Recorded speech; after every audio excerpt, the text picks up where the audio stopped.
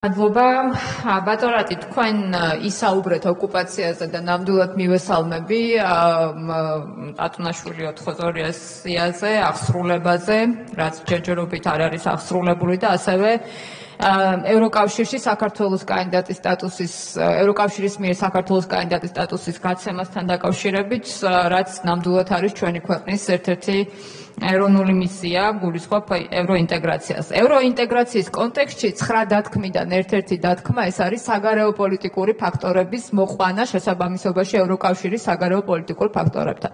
ბატონ გიათი, წინასწარ გთხოვთ, რომ ცოტა თუ დამიმატოთ, თუ შემიწყდება. ორი შეკითხვა მექნებოდა თქვენთან, თქვენი მოსაზრების როგორი გაქვთ ამ საკითხზე მოსაზრება? 2022 წელს რუსეთის მოქალაქეებმა საქართველოში იყიდეს 6062 ბინა, ან უძრავ ქონებაზეა საუბარი.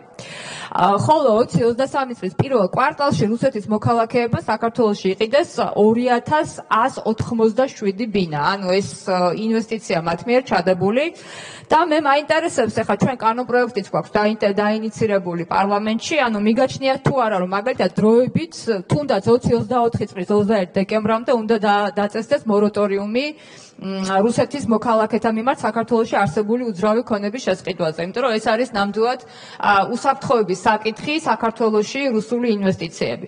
მეორე ეს არის მაგალითად უცხოელთა და მოქალაქეობის არ მქონე პირთა სამართლებრივი მდგომარეობის შესახებ. იგივე რუსეთის მოქალაქეებს ეხება. აი მაგალითად საქართველოში მოკლევადიანი ბინადრობის ნებართვა გაიცემა 100,000 აშშ დოლარი, ანუ თუ ჩადებს ინვესტიციას. სხვადასხვა ქვეყნებში ეს უფრო მაღალი გრადაცია, ხარისხი, რაოდენობა უფრო მაღალია და ფიქრობს თუ არა მაგალითად გაიზარდოს კანონში ის ფინანსური განაკვეთები, რომლითაც ხდება საინვესტიციო მოკლევადიანი თუ უვადო ბინადრობის ნებართვის გაცემა. ამიტომ მე ვფიქრობ, რომ რუსეთის მოქალაქეებისთვის ბინადრობის მოწმობის ესე მასიურად მიცემა, ანუ ის ინფლუქსი, რომელიც არის დიდი რაოდენობით საქართველოში შემოსვლა, ესეც არის პირდაპირ მოდის წინააღმდეგობაში, ისე როგორც ფრენები მაგალითად და ბოლოს დავასრულებ, ბოლო კვლევით საქართველოს მოქალაქეების დიდი ნაწილი სწორედ ამას აღიქვავს საფრთხეთ და თქვენი მოსაზრება ამ ორ საკითხზე როგორი იქნებოდა? კანტონი გრეტა ციცავა. მოგესალმებით ბატონო რატე მივესალმებით თქვენს გუნდს ძალიან